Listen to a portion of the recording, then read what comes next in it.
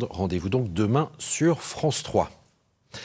La Toussaint aujourd'hui et demain la fête des défunts, le moment idéal pour organiser un atelier mortel. Il s'est tenu cet après-midi lors d'un festival en Saône-et-Loire. Objectif, parler de la mort et briser les tabous. Fatima Kati avec Chloé Bouchasson.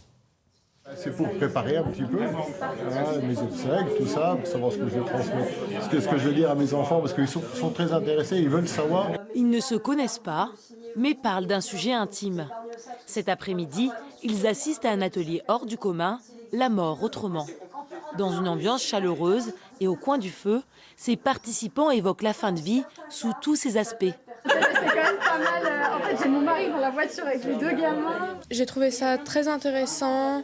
On a vu beaucoup de rires, je suis totalement d'accord, dont les miens.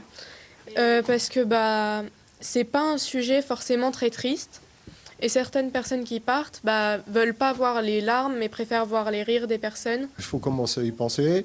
J'ai des enfants, je suis en retraite, j'ai le temps de préparer ça. J'ai appris plein de choses. On apprend autant de l'intervenant que des autres. Aurélie organise ses ateliers décomplexés depuis près de 3 ans pour libérer la parole sur ce sujet parfois tabou.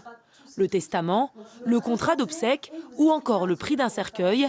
Ici, on apprend plein de choses pour organiser les funérailles d'un proche ou les siennes. J'ai pas mal de gens des fois qui arrivent avec un peu la trouille. Ils savent pas quelle sauce ils vont être mangés, ils ont un peu peur. Donc moi l'idée est vraiment aussi de créer du lien social, de passer un bon moment et de se dire en fait oui, on peut parler de ce sujet sans que ça soit super plombant.